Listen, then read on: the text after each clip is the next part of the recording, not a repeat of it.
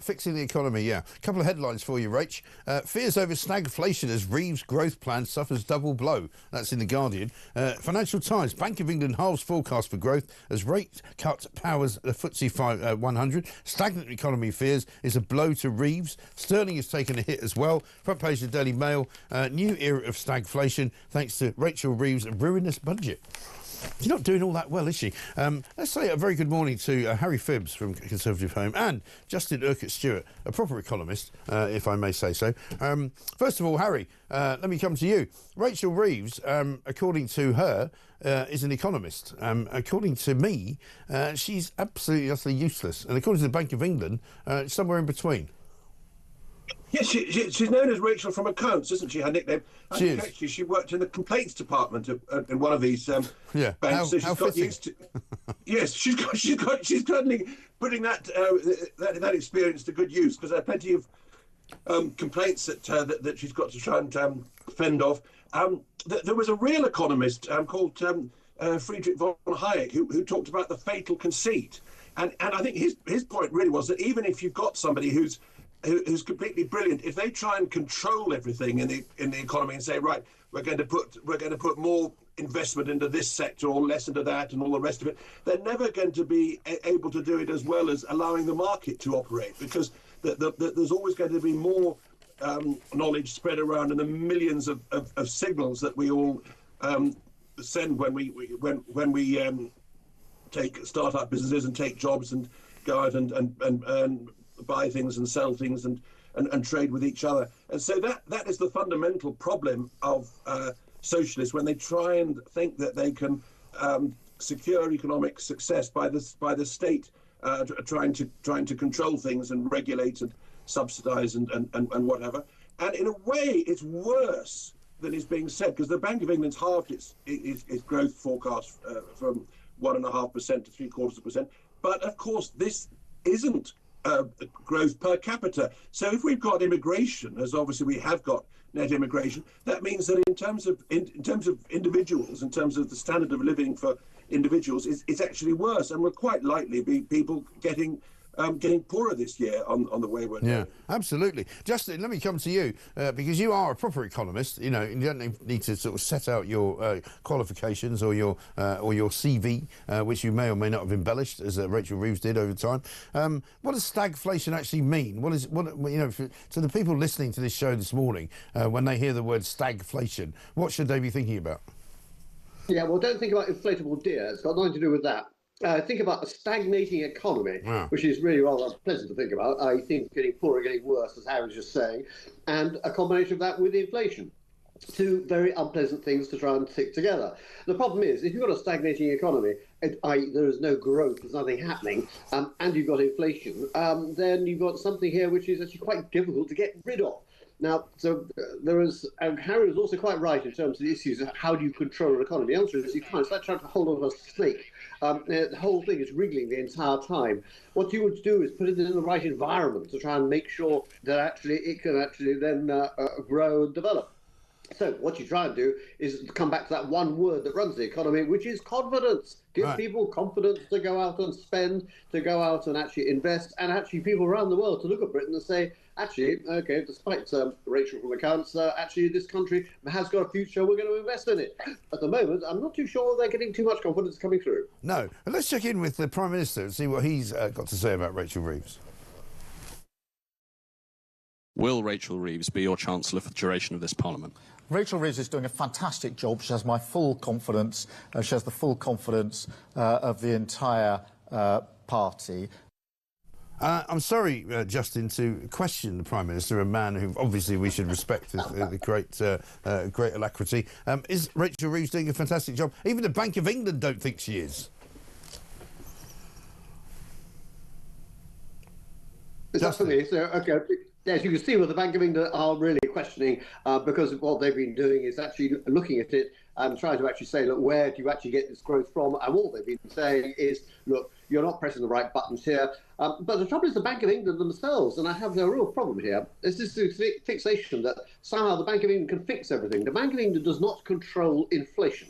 the Bank of England has got one tool, and that is actually to put interest rates up or down. Right. Inflation started rising 2 years ago because of what we were seeing in terms of actually supply of goods going up. The cost of goods going up around the world, nothing to do with domestic inflation. That changed into domestic inflation. Now we're in the position where we actually now need to get some more confidence back. So you cut interest rates, not by a quarter. A quarter does absolutely nothing for you whatsoever.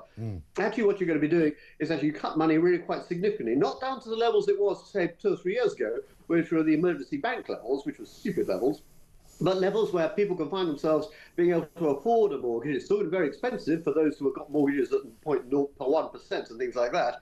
But for normal mortgages, you'll be around about, should be about 3%, something like that. We're not at those levels yet. Get it to those levels, you get people buying and selling houses. If you buy and sell houses, the kitchen goes, the bathroom goes, and lo and behold, you spend more money. The government earns more money. Why? Because it's got VAT on it, and the speed of money through the economy. That's what you want to try and do. As that happens, lo and behold, you'll get more businesses setting up and more money coming into the economy.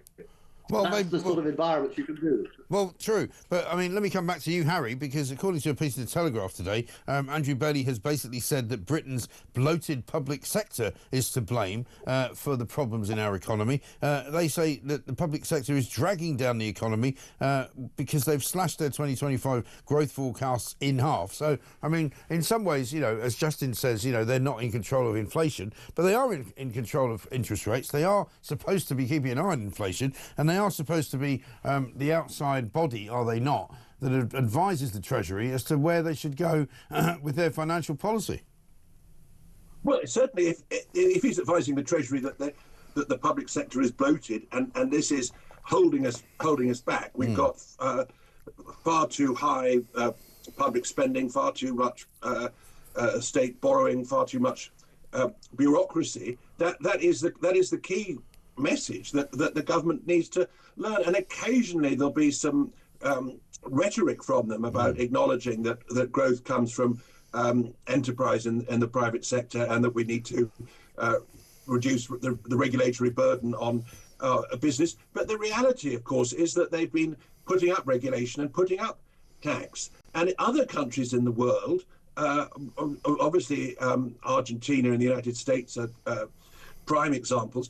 They're actually not just coming up with a rhetoric, but they're putting into practice radical measures to cut back the state, and they're getting the chainsaw out. And we'll probably see a great contrast this year and in the future between us having no growth or sluggish growth and a lot of other countries in the world being much bolder and embracing wealth creation, and that benefiting the rich, of course, but also seeing a general increase in the standard of living, and these countries become more prosperous. So yes, it's good advice from Andrew Bailey for the government. Whether they'll take much notice of it is another matter. Well, I don't think they will, because at the end of the day, they supposedly have promised that they will expand the public sector to an even larger amount. They're going to hire more people, they're going to pay them more money. At the moment, we've moved from an economy which used to have a third of people working in the public sector to half of people working in the public sector.